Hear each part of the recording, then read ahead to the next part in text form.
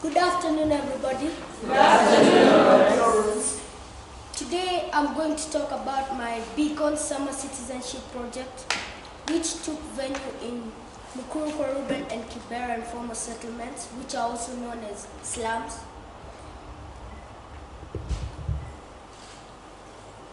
Why I chose this project? I've always been interested in how people live and go through their daily lives in the informal settlements.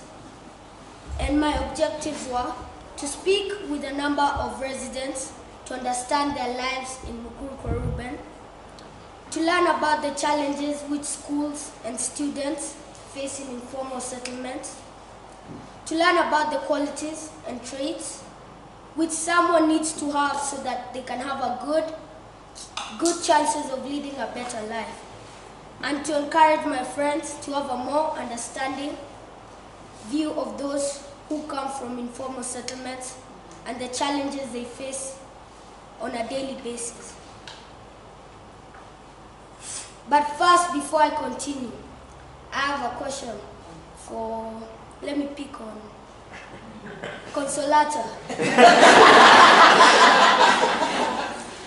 When you think of the word informal settlements, what comes to your mind and why? It's a disorganized kind of life. No organization, no proper. You know, when you talk about a settlement, it needs to be properly organized. So you know that these are area for school, these are toilets, these are houses, these are residentials. But in Kibera, it is all everywhere. And a question for all of you. Do you think most people in Nairobi think positively or negatively of those who live in Kibera and Mukuru informal settlements? Negatively. Why? For me, you'll hear that where I stay, they'll tell you that the thieves ran over the wall and entered Kibera slums. So in my mind, it creates a notion of that's where the thieves come from, and I mean that's where they get back to. So if I lose something, that should maybe be the first place that I go to. I mean, yeah. Anybody else? Notice there's been a lot of stereotyping too. And a lot of people who think that we don't even understand, don't even know, have never been to visit. So they're not even talking from a point of knowing and understanding the lives that people live in there. Is there anybody else? Yes, Amy? People assume that if you live in like a bad area, that you're just automatically not an easy person to talk to. You can't relate to someone who lives in such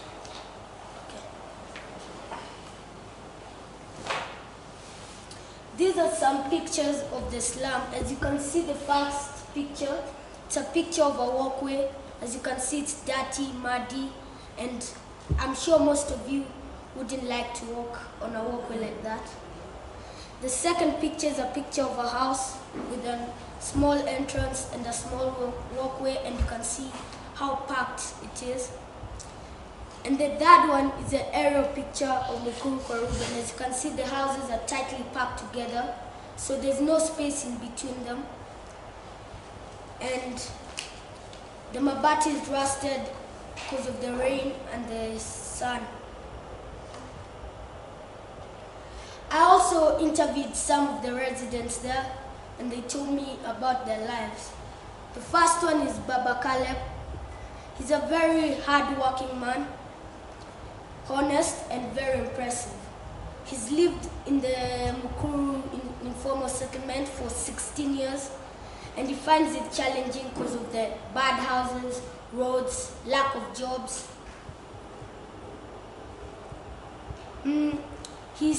To earn a living there, for him and for his family, he sells items to cars on the road, and he thinks the main challenges there are bad houses, insecurity, and risk of fire, because the houses are tightly together, so if a fire catches one house, it can burn about 10. The second one is Mama George. She lives with 2 boys. Unfortunately, she lost her daughter a few years back because of the bad environment and diseases. She's a housewife and lived in Mukuru for 16 years. She thinks the government could do more to help the youths of Mukuru by finding jobs and finding training courses to train them to do different things.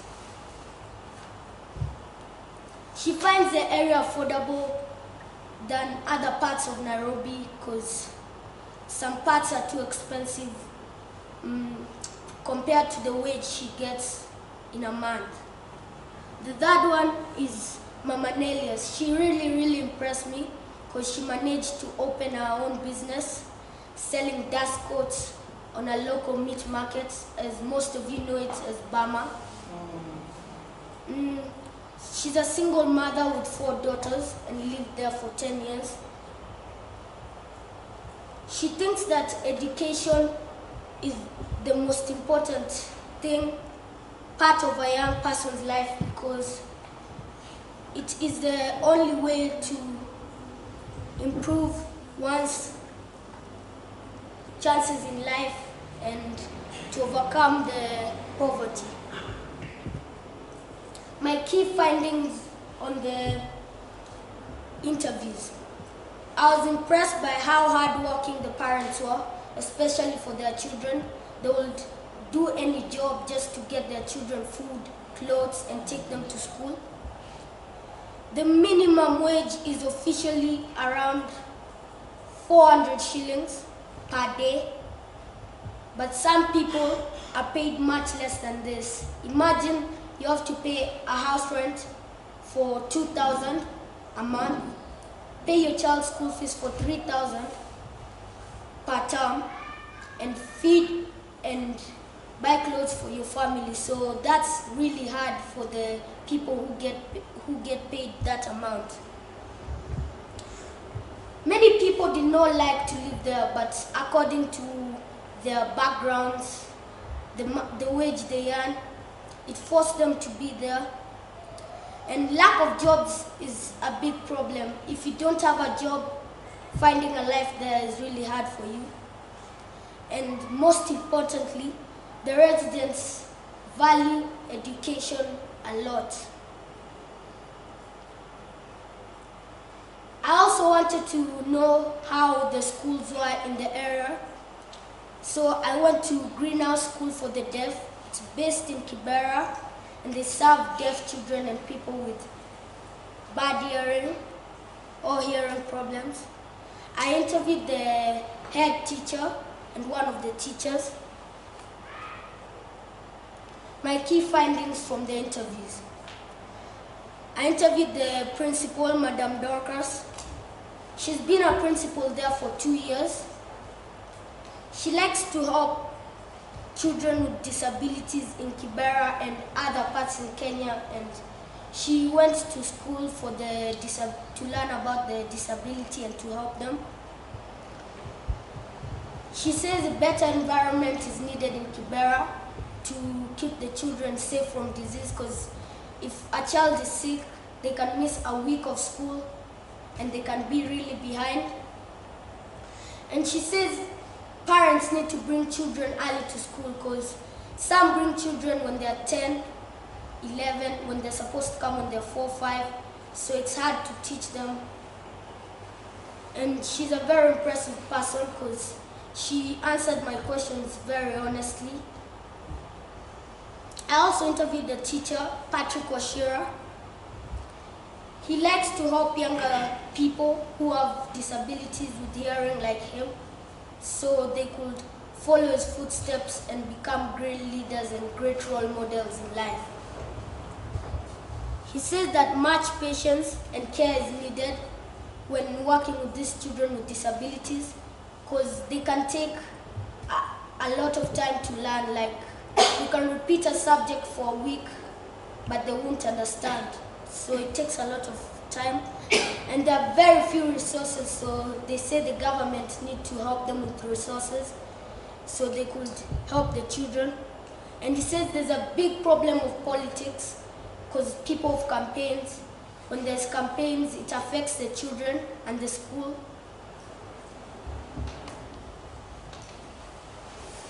I also interviewed some people who came from those same backgrounds, but now live better lives. The first one is Stanley Kamau. He worked with Peter Kenneth. He was the deputy of Peter Kenneth. His background, he came from Muranga County. He lived with a single mother with his brother in Mukuyu market. The challenges for him when he was younger were sometimes he would go to school without proper uniform, with no shoes, or if he ate in the morning, he wouldn't know if there would be food for lunch and for dinner. And sometimes he would get sent home for school fees, and if his parents never had school fees, he would get sent home and they'll find the school fees, and he might stay home for 2 weeks, 3, and miss a lot of work in school. He managed to succeed in his education because of Starehe. They sponsored him through high school and helped him, and his self-belief. The most important factors which led to his success were he had a lot of self-belief in himself.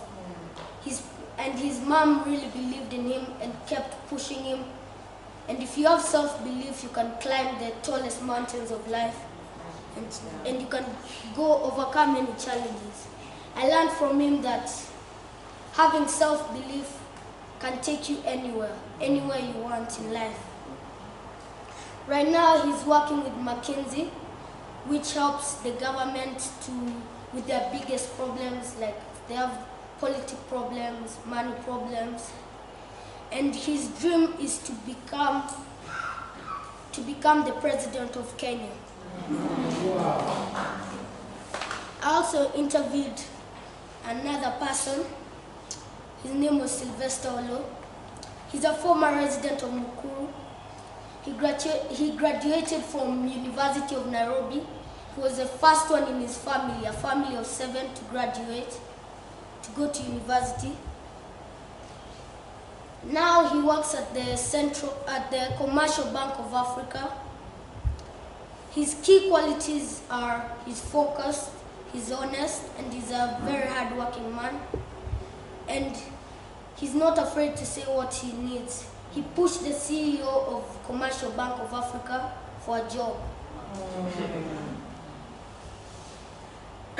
My recommendations for how to help them. Every child should go to school in the informal settlements to help them shape their future.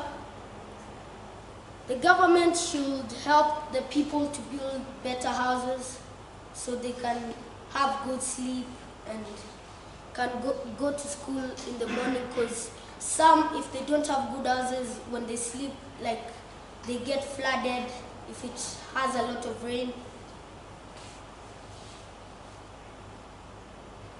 Young people need to see role models such as Stanley and Sylvester, Peter Kenneth, Peter Kenneth too came from informal settlements, but now he worked hard enough and now he's nearly at the top. Most importantly, business and the government needs to provide more jobs for the youth, so the youth could earn a living and find a better way in life. All of us need to understand the challenges these people face every day, and we can help them more. The police need to stop being corrupt and serve the people nicely. I can't tell you more about these questions, but you can ask me in the question and answer section. Thank you. Oh, thank you.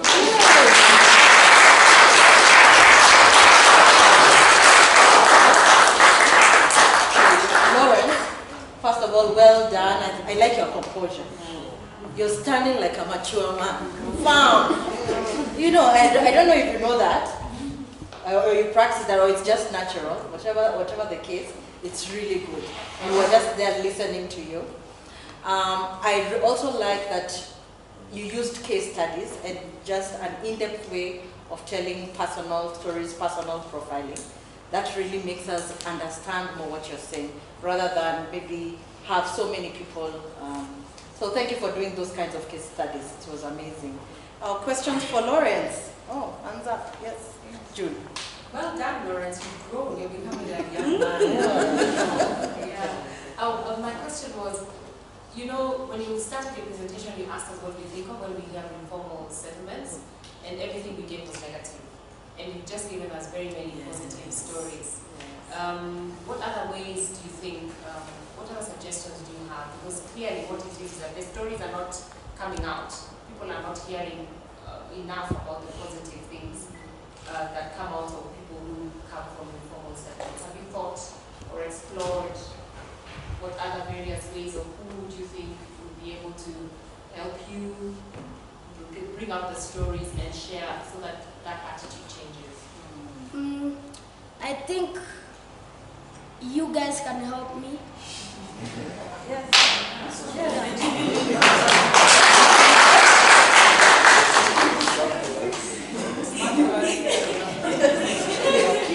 Yes, the resource is here.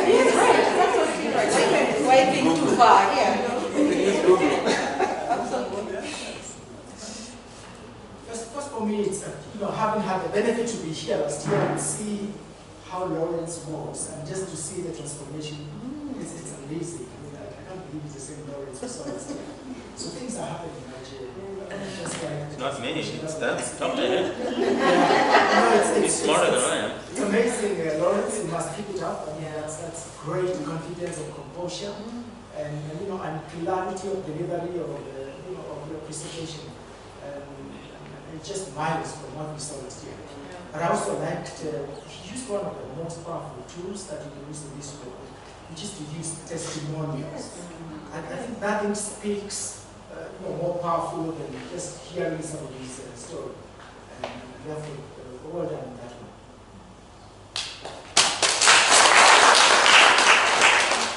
Okay, Consolata? Me, first I want to congratulate Lawrence. Excellent. I would like to request you to believe what you have done. You know, it's one thing to get the stories, and we are very touched by those stories. I would like you to believe that it actually happens. Well done. Thank you. So the last question. Lawrence, I was quite impressed, first of all, when you all walked up to try and help with the speakers in the morning, and you came very confidently, and it's true, some students usually help us, but that confidence, I saw it last year, I came and talked to you about it. This year you're very confident. Now the thing is, how can we help spread it, as she said, and what can we do next? I've grown up near Kibera, and I know a number of people who have come out and succeeded. Have you asked them what you can do to help them spread the message? I haven't asked them, Okay. but I can ask them now. Yeah. We'll help. Like, could you guys give me some examples of how we could help in the informal settlements and improve people's lives? I think through mentorship, just giving of your time. You've already gone inside. So you could get maybe a contact person that brings together maybe Just a minute. Could someone write the answers for Lawrence? A volunteer? So that he... Yeah, so you could get, gather, some of us work, but on a Saturday morning, you can just decide, go there and spend 2 hours talking to them. And you keep, you keep this, the conversations going, and they start to believe in you, and you're able to bring in maybe now more people to work with you. And you never know, small steps will lead to greater things. And even just advising them. Even if let's say perchance you got pregnant as a girl, you still can go back to school. Because people think after I'm pregnant, that's the end of my life. we can enable them to get back to school and pick up their pieces. When you're down, you can still rise up. That's one way that I think can assist. The mentorship is important. Can I add to that? If you call us, if you call anyone in this room, we will come. We'll come and support you. Like, you want people to also support your mentorship activities in the informal settlement. Here is your resource, as you're told. Yeah. I think, just like everybody said, I mean, well done. The confidence, clearly a leader. I think it's always been in you, but I think we're actually beginning to see it come out. So, well done, keep it up. And I think one of the ways is the same way you've shared the stories with us.